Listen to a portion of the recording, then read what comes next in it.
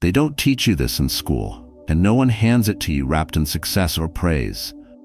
But the truth is, life demands a strength that isn't loud, flashy, or performative. Real strength is forged in silence, in the moments when you're alone with your thoughts, when no one is watching, and when you have every reason to quit but don't. It grows when you learn to sit with discomfort, to let go of what you can't control, and to face each day not with bravado, but with quiet discipline. This isn't about pretending to be okay or suppressing how you feel. It's about mastering the art of living with inner strength, where your mind becomes your ally, your stillness becomes your edge, and your response, not your reaction, shapes your world. And when you begin to train your mind the way a warrior trains his body, something changes. You stop chasing validation, you stop overthinking every failure, and you start building a mindset that is calm, clear, and unshakable. So if you've ever felt overwhelmed by noise, pulled by chaos, or tired of trying to hold everything together, stay with me. Because in the next 30 minutes, you won't just learn how to survive with strength. You'll remember that you were always built to. Subscribe if you haven't yet, and share your story below. This path is yours, but you're not walking it alone. 1. Learn to stand alone without feeling lonely. There is a quiet kind of strength that most people never talk about. It isn't the kind that gets praised in boardrooms or celebrated in social gatherings. It's the kind you discover when the noise fades, when the doors close, and when you sit with yourself long enough to realize you are not missing anyone. You are simply returning to someone. You. Mastering the art of living with inner strength begins right here, in the solitude that doesn't scream but teaches. And yet, for so many, the idea of being alone is terrifying. Not because solitude is painful, but because we've been taught that our worth is measured by how many people orbit us. But what if the opposite is true? What if solitude isn't emptiness, but clarity? In a world obsessed with connection, being able to disconnect and still feel whole has become a radical act of resilience. To stand alone and not feel lonely is not about avoiding people. It's about no longer needing them to validate your peace. This doesn't mean you reject relationships or isolate yourself from the world. It means you stop outsourcing your self-worth to external voices. When your sense of self depends on company, you become vulnerable to manipulation, to disappointment, to chaos. But when your foundation is built from within, relationships become a choice, not a crutch. You begin to engage with people not because you need their approval to feel valuable, but because you do genuinely enjoy their presence. That shift changes everything. You stop fearing rejection, you stop performing for affection, and you start living with a kind of mental independence that can't be taken from you. And that's the essence of inner strength, the ability to remain rooted in who you are, even when the world around you tries to pull you in 100 directions. Think about the man who spent years defining himself through his role: provider, protector, partner. When that role shifts, perhaps through divorce, retirement, or an empty nest, he's left staring at a version of himself he no longer recognizes. But it is in that very disorientation that something powerful can emerge. Left without the noise of roles and responsibilities, he begins to ask the deeper questions. Who am I without the title? What remains when the performance ends? And the answer, if he dares to stay long enough in that silence, is always the same. I am still here, still capable, still whole. This is not about turning your back on the world, but about turning toward yourself with the same energy you've always given others. Learning to enjoy your own company is not selfish, it's strategic. Because once you're comfortable in your own skin, you're no longer pressured to chase empty conversations or fill your time with distractions. You begin to make decisions from alignment, not anxiety. Your evenings become quieter, yes, but also richer. A morning cup of coffee alone doesn't feel like a lack anymore, it feels like power. It's in these small, ordinary rituals, cooking for yourself, going for a walk without your phone, journaling your thoughts, that you begin to reclaim your presence. And presence is everything. The present moment is where strength lives. You cannot find peace while running from yourself. You can't build clarity if your days are filled with background noise and inner chaos. When you remove the distractions, what's left is the truth. And sometimes that's the only thing you really needed to hear. So how do you begin? Slowly. You start by not rushing to fill every empty space. You learn to let a moment be silent without immediately reacting. You resist the urge to text someone just to feel less alone. You breathe through the discomfort, and soon you realize it isn't discomfort, it's unfamiliarity. And like all things new, it becomes easier with practice. Over time, solitude stops being a void and starts becoming a mirror. And when you begin to see yourself clearly again, not as a role or expectation, but as a being with depth, curiosity, and resilience, you stop fearing aloneness altogether. The world may tell you to stay connected, to always be available, to fear missing out. But those who live with inner strength know a different truth. Sometimes the most powerful connection you'll ever make is the one with your own silence. Because in that silence, you hear the call of your real voice, not the one that pleases, not the one that performs, but the one that simply is.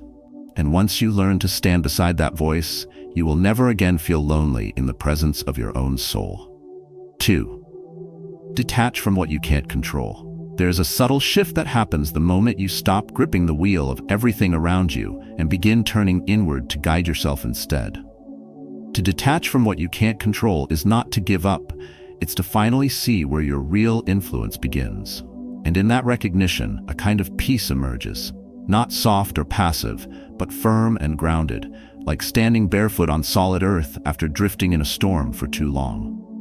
The art of inner strength demands this skill, because no fortress can stand tall when it's shaken by every passing wind. You must become immovable, not by resisting the world, but by refusing to let it own your mind. When your thoughts are wrapped around things beyond your reach, someone else's mood, the news cycle, the way others drive, speak, react, you're not just wasting energy, you're draining the reserves you need to face what is yours to manage.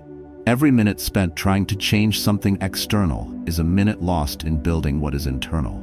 And slowly, that mental leakage becomes emotional fatigue, the kind that wears down your resilience, dulls your focus, and makes the world feel heavier than it is. But detachment is not indifference. It is clarity. It's looking at the chaos and calmly saying, that's not mine to carry. This is not easy, because modern life conditions us to believe that everything should be under control. Our schedules, our relationships, even other people's reactions. The truth is far more humbling. The only thing truly under your control is how you choose to respond. And if you spend your days reacting to what's outside of you, then by default, you've handed over your emotional stability to circumstances. But once you reclaim your focus, you begin to understand that detachment is an act of self-respect. It's choosing to protect your mental space as sacred, not because you're running from responsibility, but because you're finally taking the right one. Imagine a man in traffic, white-knuckled, shouting at the car in front of him as if his rage could magically clear the road. We laugh because it's familiar. But scale that up. We do the same in relationships, at work, in politics. We rage against what we cannot shift, and that rage becomes our prison. Stoicism offers the key not by numbing the emotion, but by refocusing it. Instead of asking, why is this happening to me? A stronger question emerges. Is this within my command? If not, breathe, step back, redirect. Your emotional clarity depends on it.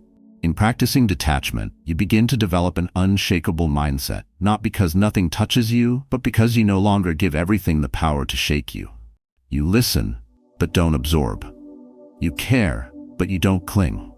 And slowly, you replace the exhausting need to manage the uncontrollable with a calm discipline to master your reactions. This doesn't make you cold, it makes it clear.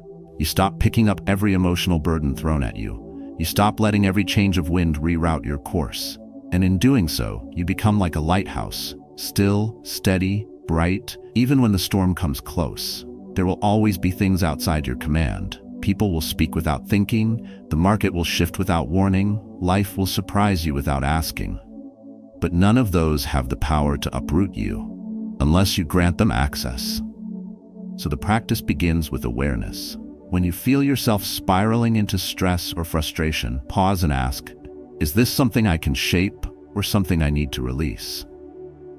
That single question has the power to change your day and, in repetition, your life. Because when your mind is no longer hijacked by what's out of reach, it finally begins to focus on what matters, what's within. And here's where inner strength is built, not in grand declarations, but in small decisions. Choosing not to argue with someone who won't hear you. Choosing not to replay the past you can't rewrite. Choosing not to chase closure where none will come. In each of these, you reclaim your peace. Not because the world changed, but because you did. You stopped tying your well-being to unpredictable tides. You dropped the illusion that control equals power, and discovered that real power is presence, not in controlling others, but in mastering yourself. So, detachment isn't about stepping away from life. It's about stepping back into it, without carrying every wound, worry, or wave as if it were part of your identity. It's about walking lighter because you've stopped dragging the weight of things that were never yours. And from that lightness, strength rises, not loud, not dramatic, but unwavering. And when the world expects you to crumble under pressure, you simply do what the Stoics taught. You return to yourself. You remember what you can command. You act on it. And you let the rest go. Not with bitterness, but with grace. Because in the end, freedom doesn't come from conquering everything around you. It comes from no longer needing to. 3. Turn your pain into power. Pain has a strange way of showing up uninvited, sometimes quiet, sometimes violent, but always disruptive. It rarely knocks politely. It breaks in through the side door, often when you least expect it, and makes a mess of everything you thought was certain. And yet, within that wreckage lies something sacred, a hidden reservoir of strength that only reveals itself when everything else has been stripped away. To turn your pain into power isn't to erase the wound. It's to rebuild around it, stronger, sharper, more conscious than before.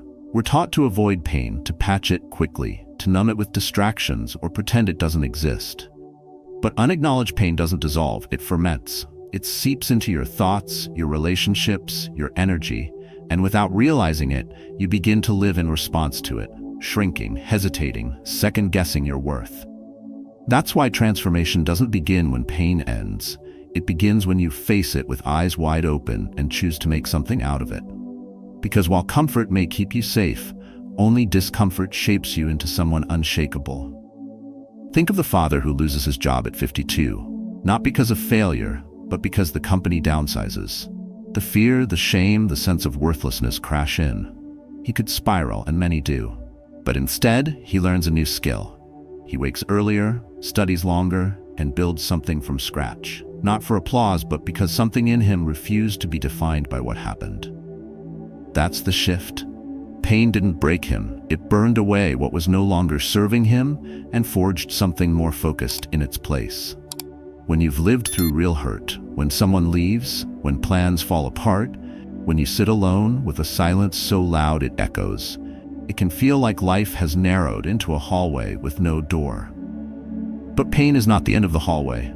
It's the pressure that builds the strength you didn't know you had.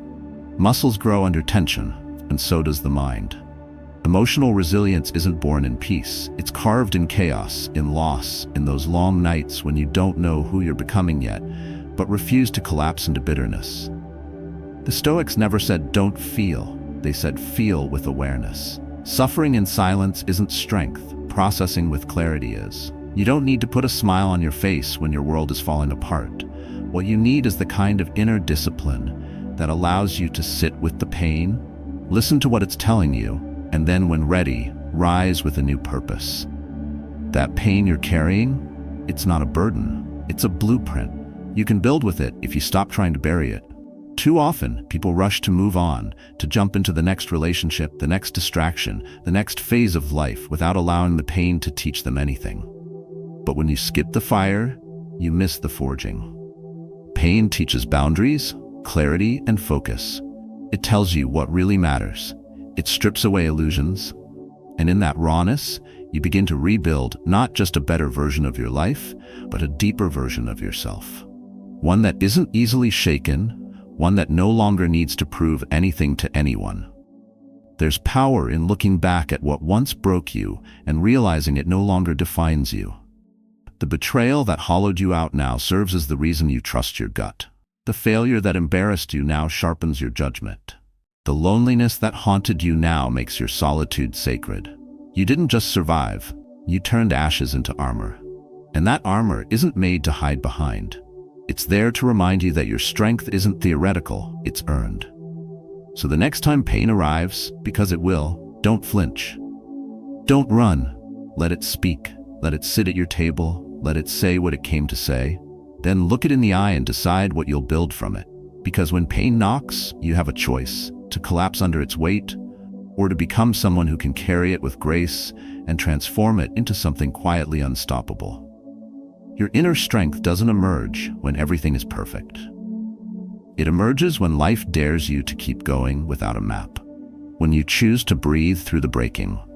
When you hold on to your dignity while the ground beneath you shifts. That's the kind of strength that lasts. The kind that doesn't need to announce itself, because it speaks in how you walk, how you hold your peace, how you carry yourself through a storm. In this life, you don't get to choose whether or not you'll be hurt. But you do get to choose what that hurt makes of you. You can wear it like chains, or you can weld it into armor.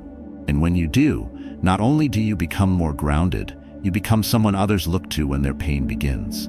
You become the fortress, quiet, steady, unshaken, not because you were untouched by pain, but because you turned it into your power. For silence is a weapon, not a weakness. Silence in a world addicted to noise is often misunderstood. We're conditioned to fill every space with sound, opinions, explanations, justifications, believing that if we're not speaking, we're somehow surrendering. But that couldn't be further from the truth. Silence, when chosen with clarity, is not retreat.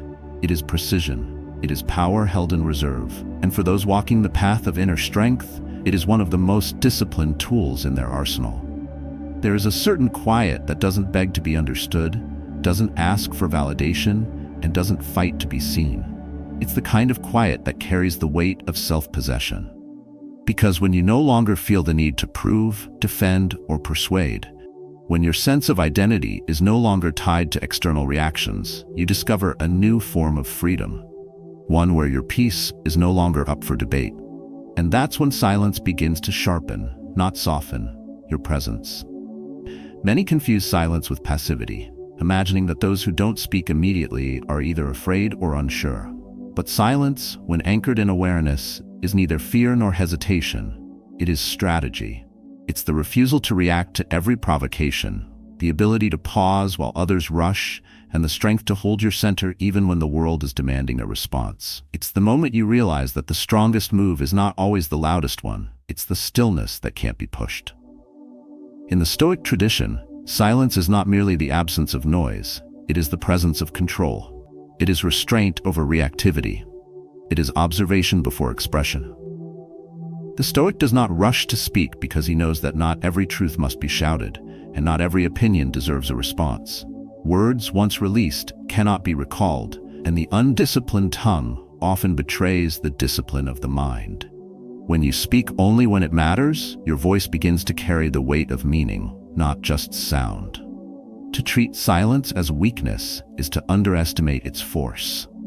Because silence doesn't always mean surrender, it often signals that you've entered a different playing field, one where battles are won not by raising your voice, but by refusing to be pulled into games that drain your energy. You begin to realize that sometimes the most commanding presence in the room isn't the one arguing, it's the one listening. Not because they don't have something to say, but because they've already said it to themselves, and they've made peace with not being heard. There's a kind of strength that rises when you're no longer addicted to reaction. When you stop needing the last word, the final jab, the validation of being right, you gain something far more valuable: command over yourself. And when you master that, no one, not an insult, not a judgment, not even betrayal, can reach deep enough to shake what you've built. Because silence becomes the shield, it becomes the filter, it becomes the pause that gives you space to choose, not just respond. This doesn't mean silence is always the answer, or that speaking should be avoided. It means that speaking becomes sacred, that expression becomes intentional. And when your voice finally emerges from the stillness, it strikes with clarity because it comes from a mind that has already sifted through noise and found what's worth saying. You begin to speak less, but when you do, People listen. Not because you demand attention, but because your presence commands it. In a culture obsessed with visibility, stillness is an act of rebellion.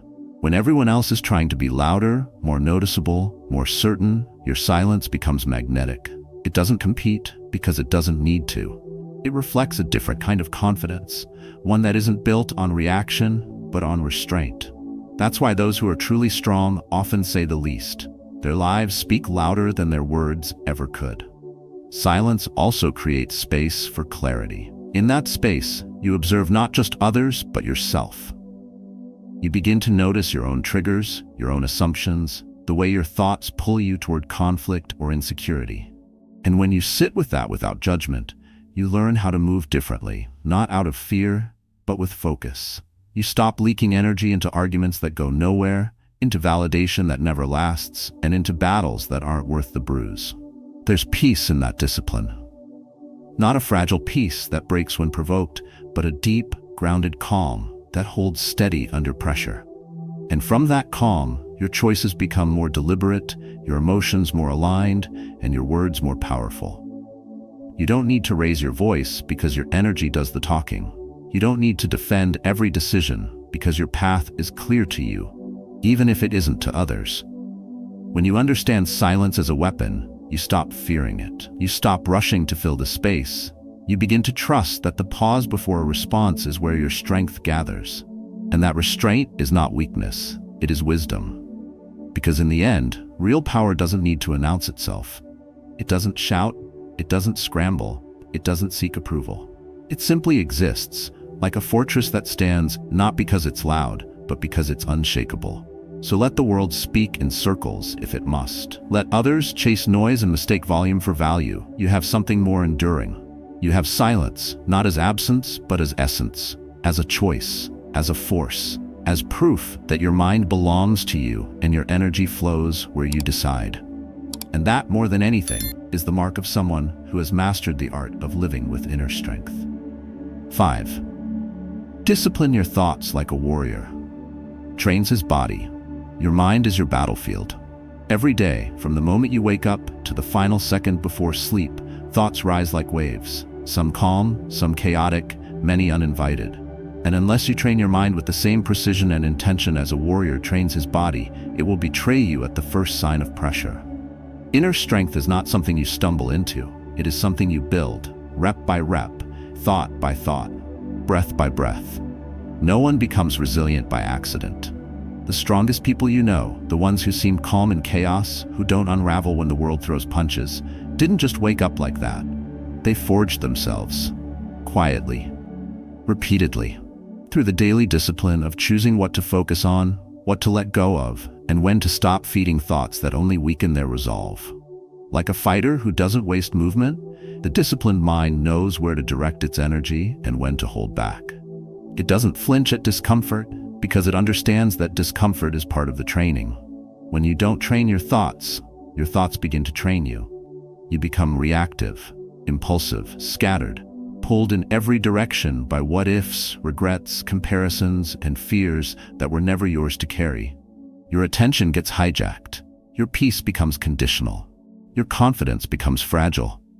But the moment you decide to become the master of your mind, not its prisoner, that's when your transformation begins. That's when you stop asking the world to change so you can feel better, and instead begin sharpening your ability to meet the world as it is, without losing yourself in the process. The Stoics knew that mental clarity was not a gift, it was a practice. They believed in cultivating emotional resilience, not through avoidance, but through observation. Through choosing stillness in moments of confusion. Through recognizing that the thoughts you entertain become the beliefs you build upon. And if your thoughts are undisciplined, your life will follow suit. A man who cannot hold a thought cannot hold a vision.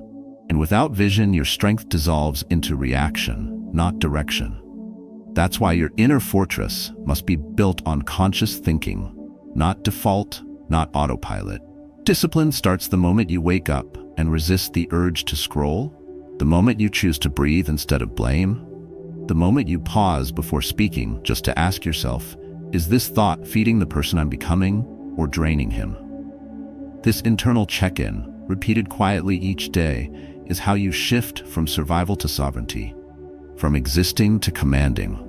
Let your thoughts undergo resistance training. That means you don't let them run wild in every direction, chasing every negative spiral or worst-case scenario. Instead, you sit with them. You strip away the drama. You examine whether this thought leads to clarity or confusion, to focus or distraction, to peace or panic. And when you spot one that weakens your foundation, you replace it, not with toxic positivity, but with a grounded perspective. You say, I can't control everything, but I can choose how I meet it. And then you act in alignment. This is not about suppressing emotion or pretending you're unaffected. It's about not letting your emotions lead. Emotions are valuable signals, but they're terrible drivers. When left unchecked, they steer your mind into dangerous terrain. But when observed with calm and patience, they become like weights in a gym, tools for building inner muscle. So you don't run from fear, but you don't bow to it either.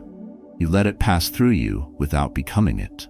Training your mind also means knowing when to rest it. Mental discipline is not endless productivity or constant pressure. It's the courage to say no to overstimulation, to carve out stillness in a loud world, to disconnect so you can reconnect with what matters. Meditation, long walks, journaling, sitting in silence, these aren't luxuries. They're recalibrations. They're how you come back to center when life tries to pull you out of alignment. You wouldn't expect a soldier to go into battle sleep-deprived and unarmed. Why expect your mind to face the world without rest and reinforcement? This path of mental discipline will challenge you. You'll have days where your thoughts slip back into old patterns. You'll catch yourself reacting when you promised yourself you'd respond. You'll fail. But even in failure, there is growth. Because training is not perfection, it's presence. The act of returning to yourself again and again is the proof that you are no longer a passive passenger in your own mind. You are awake, aware, and committed to the kind of strength that doesn't shout, but endures. So when doubt creeps in, when criticism stings, when the future feels uncertain, don't wait for motivation to save you. Discipline your thoughts. Pull them back like a seasoned archer realigning his bow. Redirect your energy into thoughts that fortify you, not fracture you. And over time, like muscle formed under strain, your mental strength will become visible, not in what you say, but in how you stay calm when others collapse, how you keep moving when others freeze, how you lead yourself through storms without waiting for rescue. Because in the end, a trained mind is an untouchable mind. And when you build that thought by thought, day by day, you don't just survive this life, you command it. 6. Respond, don't react. The difference between reacting and responding is the difference between being a slave to your emotions and a master of your mind. When you react, you hand over control. You allow the outside world, its noise, its chaos, its insults, to dictate how you feel and what you do. But when you respond, you reclaim that control. You pause, you evaluate, you decide from a place of clarity, not chaos. This distinction, though subtle, is what separates the impulsive from the composed, the overwhelmed from the grounded, and the weak from the resilient. In the art of inner strength, this is one of the most vital disciplines you'll ever build. Think of it like a storm. A reaction is thunder, loud, fast, and unpredictable. But a response is the mountain, silent, still, and unmoved. And in life, you'll face many storms. Someone will cut you off in traffic. A colleague might belittle you in front of others. Your partner may say something that hits where it hurts. The world offers endless invitations to lose your center, but the Stoic path teaches you to resist those invitations, not by repressing emotion, but by mastering it. This is not coldness, it's clarity. Real strength is not about appearing tough, it's about being deeply rooted. And you cannot be rooted if you are constantly being pulled and jerked by every external disturbance. You must build a buffer between stimulus and response, a sacred space of stillness, where your reason can breathe. That's where your power lives. That's where you decide with dignity how to act instead of letting anger or ego act for you. Because when you react without thinking, you give your power to the thing that provoked you. But when you respond with presence, you stay anchored in your own terms. Let's make it real. Imagine a father in his 50s sitting at the dinner table, and his adult son, frustrated with life, says something cruel, something personal. In the past, that father might have snapped back, raising his voice and feeding the fire. But this time, something's changed. He breathes. He lets the silence hold the tension for a moment. And instead of escalating, he says simply, "I hear you. Let's talk when we're both calm." That isn't weakness. That's a command. That's emotional strength in practice. Choosing not to be dragged into a moment that will only create regret. This choice is not always easy. You will feel the pull to retaliate, to prove your point, to win the moment. But what you win by reacting in anger is never worth what you lose. Your peace, your clarity, your inner footing. The truth is, every argument you avoid by staying calm is one less scar you'll carry. And every moment you choose a conscious response over a reckless reaction is a moment you train your mind like a warrior conditions his reflexes. With discipline, purpose, and pride. What you practice, you become. So if you practice snapping back, you become brittle. If you practice patience, you become unshakable. This isn't about suppressing your emotions, it's about tempering them like steel and fire. Stoicism doesn't ask you to feel nothing. It asks you to feel everything, but to master what you do with it. There is immense quiet power in saying, "This provoked me, but it will not control me." And the beauty of this practice is that over time, it rewires how you see conflict. You begin to see emotional bait for what it is. You begin to recognize that most provocations aren't personal, they're projections. That most angry people aren't strong, they're drowning. That responding with silence, or with a question instead of an accusation, is not surrender. It's a strategy. It's how you turn a moment that could break a bond into one that builds respect. You do not need to fight every battle. You do not need to correct every wrong, explain every thought, or defend every feeling. Sometimes the most powerful thing you can say is nothing. Sometimes the greatest response is presence, being so composed that the chaos around you cannot reach within. That kind of presence doesn't just protect your peace, it commands respect without needing to demand it. So the next time your emotions rise like a wave, don't ride it without direction. Observe it, let it crest, let it fall, then choose. That pause, that breath, that 1 second of mindful space is where your entire life changes direction. It is where the boy in you wants to lash out, but the man in you stands still. That moment is your training ground, your test, and your triumph. Not in the eyes of the world, but in the mirror you face every morning. In a world that equates loudness with strength, be the proof that stillness is stronger. Show up with the kind of self-mastery that doesn't need to prove itself.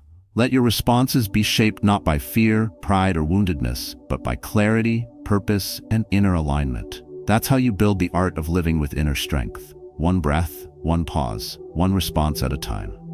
7. Build your inner fortress daily. Not when crisis hits you. Don't sharpen your sword in the middle of the battle. You prepare it in the quiet, in the slow mornings, in the days that seem uneventful. This is where the true art of inner strength begins. Not in the chaos, but in the calm that comes before it. Most people wait. They wait until the storm hits, until the relationship breaks, until the job is lost, until the ground beneath them gives way. Then, and only then, do they start looking inward, desperately searching for clarity, for resilience, for something steady to hold on to. But strength built in panic is unstable, and a fortress raised during the siege will always be too late. Inner strength is not emergency armor. It is daily architecture. The kind you lay brick by brick, silently, deliberately, through the choices you make when no one is watching. Every morning, you choose not to check your phone first, but to sit in silence for just 5 minutes. That is brick 1. Every time you reflect instead of reacting, speak only when your words hold weight, or spend your evening learning something instead of numbing yourself with noise. That is brick 2, 3, and 4. Slowly the fortress forms. Not flashy, not loud, but real, solid. And when the winds come, and they will, you don't flinch, because you've already weathered 100 smaller winds before. Too often, we romanticize breakthrough moments, those grand, cinematic turning points where a man rises from the ashes in a blaze of glory.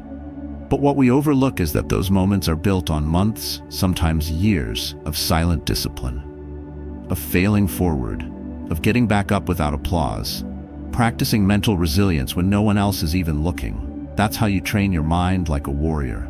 That's how you cultivate emotional resilience.